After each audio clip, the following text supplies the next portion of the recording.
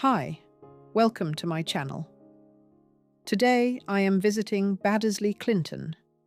Baddesley Clinton is a moated manor house about 8 miles, 13 kilometres, northwest of the town of Warwick, in the village of Baddesley Clinton, Warwickshire, England.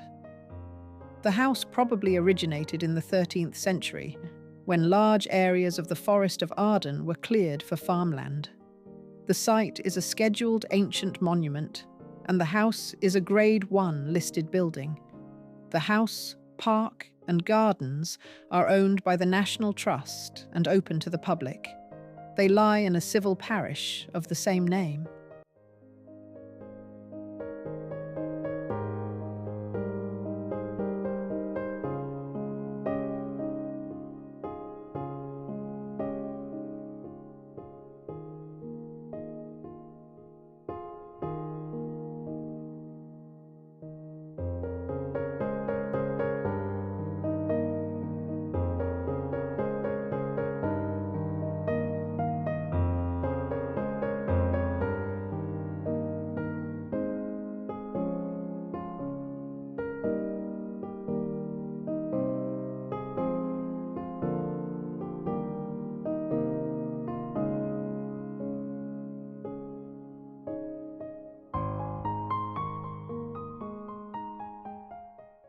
Parkland to the north and southeast of the house is today meadow with scattered trees, and ornamental trees south of the house. Pleasure grounds to the southwest lead down to a small lake. A formal walled garden, used in the past as a kitchen garden, lies to the south of the house. The central courtyard of the house is also laid out as a garden. The park and gardens are designated Grade 2 on the Register of Historic Parks and Gardens. In 1986, a number of exterior and interior shots of Baddesley Clinton were used by Granada Television for its Sherlock Holmes series in the episode The Adventure of the Musgrave Ritual. In October 2016, the house was the venue for BBC One's Antiques Roadshow. Although described as Baddesley Clinton on the screen, the location used for the outdoor filming of the first episode of the 2017 BBC One miniseries Gunpowder, depicting events surrounding the 1603 main plot raid, was not actually Baddesley Clinton, but was Fountains Hall near Ripon in Yorkshire.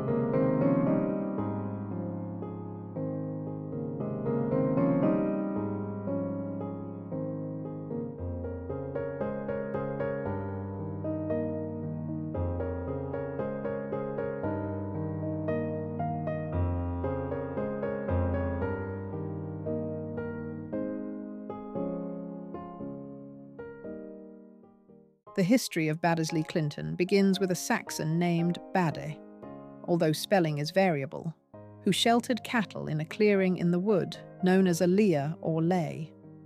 From this, we have Baddesley.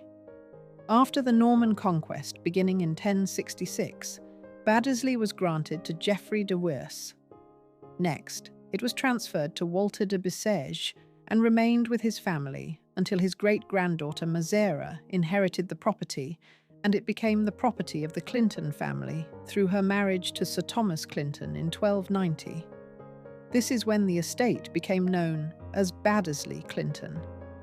In 1438, John Brougham, Under-Treasurer of England, purchased the manor, which passed to his son, Nicholas Brougham, died 1517, who rebuilt the nearby parish church dedicated to St. Michael as a penance for having murdered the parish priest, a crime reputed to have been committed inside the house. The house from this period was equipped with gun ports and possibly a drawbridge over the moat. When Nicholas Brougham died in 1517, the house passed to his daughter, who in 1500 had married Sir Edward Ferrers, Sheriff of Warwickshire. Henry Ferrers, 1549 to 1633, the antiquary, believed to have built the Great Hall, made many additions to Baddesley Clinton, including starting the tradition of installing stained glass to represent the family's coat of arms. Such glass survives in many rooms. In the 18th century, the Great Hall was rebuilt in brick and the east range was extended, though with great care to continue the style of the original building. The house was inhabited in the 1860s by the novelists Georgiana Chatterton and her second husband, Edward Heneage Daring, who both converted to Roman Catholicism. The house's Catholic chapel was rebuilt, and the house was generally refurbished. Major interior changes took place up until the 1940s, with the first floor outside the chapel being completely altered. The interior comprises a great hall, parlour and library, with other rooms, and contains much 16th century carving and furniture, and 19th century accessories used by later inhabitants. The house is surrounded by extensive formal gardens and ponds. Many of the farm buildings were built in the 18th century. The house remained in the Ferrers family until 1940, when it was purchased by Thomas Walker, a relative of the family who changed his name to Ferrers. His son, who inherited it in 1970, sold the estate in 1980 to the National Trust, which now manages it. All 5 ground floor rooms are accessible. There are some narrow spaces and dark rooms. Seats are available throughout the house. There are 6 rooms to see on the upper floor, accessed by staircase which has a handrail.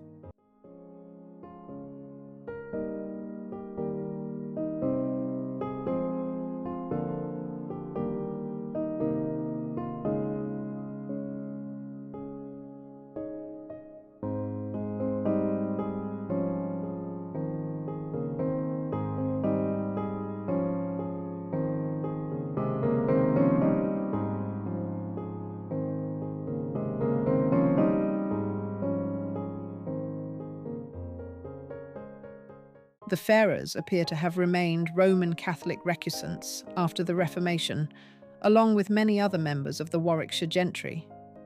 They sheltered Catholic priests, who were under threat of a death sentence if discovered, and made special arrangements to hide and protect them. Several priest holes were built, secret passages to hide people in the event of a search by the authorities. One such priest hole is in the roof and is reputed to hold 6 people. A second is hidden in an old privy. Fugitives were able to slide down a rope from the first floor through the old garderobe shaft into the house's sewers, which run the length of the building, which could hold 6 or 7 people with their clothes and the equipment required for a mass. These priest holes are said to have been built by St. Nicholas Owen, a lay brother of the Jesuits who constructed many masterful hides, notably at nearby Harvington Hall. He was eventually caught and tortured to death by the Protestant English government. A third space off the moat room is simply a small room with a door hidden in the wood panelling, and there is no real evidence that this is a hide. The priest holes came into use at least once, in 1591 when a conference of Jesuit priests was raided by local authorities. The search is described in the autobiography of Father John Gerard, who was hiding during the search. The hides proved effective as no one was caught.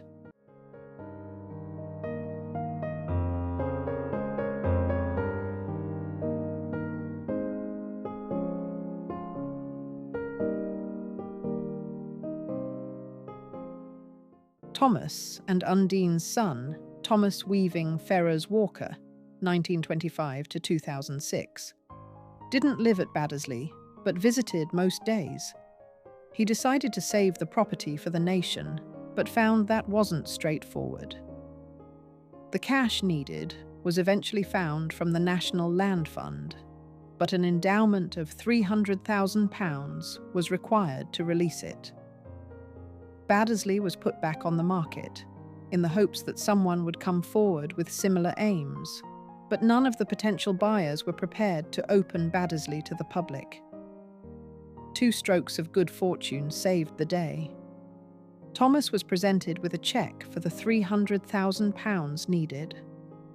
Then a chance meeting with the Minister for the Environment, who had responsibility for agreeing the land fund money, gave Thomas the opportunity to persuade him to agree to release the funds. And so, in 1980, Baddesley Clinton came to the National Trust. Since then, further repairs, restoration, and continuing conservation have all contributed to the place that enchants so many visitors today.